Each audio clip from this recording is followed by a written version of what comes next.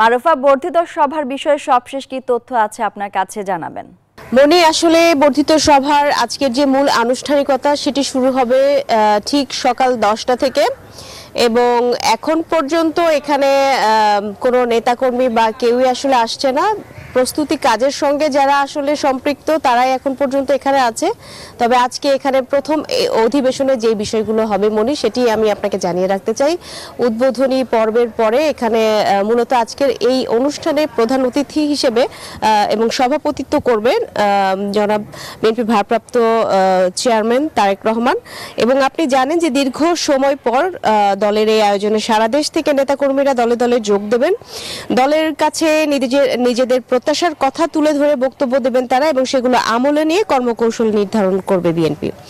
মূলত এটি আসলে সাধারণ সভার উদ্দেশ্য বলে আমরা জানতে পেরেছি এবং সভা থেকে কি কি বার্তা আসতে পারে সেটিও একটি দেখার বিষয়। তৃণমূলের নেতাকর্মীরা আসবে, তারা আজকে তাদের সঙ্গে দ্বিতীয় অধিবেশনে দলের ভারপ্রাপ্ত চেয়ারম্যানের সঙ্গে সরাসরি সংযুক্ত হয়ে একটি প্রশ্নোত্তর পর্ব রয়েছে। সেখানে তারা মুক্তভাবে একেবারে তৃণমূল পর্যায়ের নেতাকর্মীরা তারা প্রশ্ন রাখতে পারবেন দলের ভারপ্রাপ্ত চেয়ারম্যানের কাছে এবং দলের ভারপ্রাপ্ত চেয়ারম্যান তাদের সকলকেই উত্তর দেবেন বলে আমরা জানতে পেরেছি। এবং একটি চমক থাকতে পারে, সেটি হচ্ছে দলের বিএনপির চেয়ারপারসন বেগম খালেদা জিয়া তিনি অনলাইনে যুক্ত হতে পারেন এবং তিনি বক্তব্য রাখতে পারেন যদি তিনি সুস্থ থাকেন, তার শরীর যদি সাপোর্ট করে, এমন তথ্য আমাদের কাছে আছে। এবং আমন্ত্রিত এখানে যারা আসবেন তাদের জন্য সার্বিক যে সমস্ত তত্ত্বাবধান সেটি আমরা দেখছি ইতিমধ্যেই প্রস্তুত, মঞ্চ থেকে শুরু করে আসন থেকে শুরু করে এবং শৃঙ্খলার দায়িত্বে যারা আছেন তারা বলেছেন মোটামুটি সবকিছু প্রস্তুত।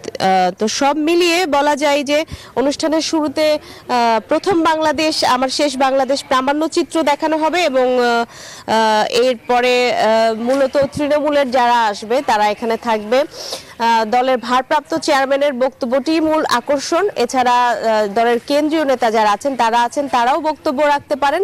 তবে মূলত এই যে সাধারণ সভাটি 7 বছর পরে হচ্ছে, বিএনপি চেয়ারপারসন বেগম খালেদা জিয়া কারাগারে যাবার ঠিক 4 দিন আগে 8 তারিখের আগে 4 ফেব্রুয়ারি 2018 সালে এই বর্ধিত সভাটি লা মেরিডিয়ানে হয়েছিল ঢাকার একটি হোটেলে।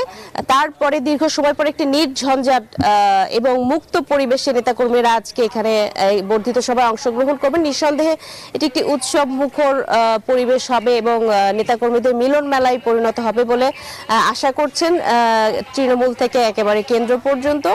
এবং সেই সাথে আগামী নির্বাচন কেন্দ্রিক তাদের যেই প্রস্তুতি এবং যেই বার্তাটি আসলে তৃণমূলের, সেই বার্তাগুলোই আসলে আজকে দলের আভ্যন্তরীণভাবে আসলে আলাপ করা হবে এবং আগামী যে কর্মকৌশল সেটি ঠিক করা হবে। তো সব মিলিয়ে মনে এই ছিল আমার কাছে সর্বশেষ তথ্য। সকাল 10টা থেকে মূল আনুষ্ঠানিকতা শুরু হচ্ছে বিএনপির বর্ধিত সভার।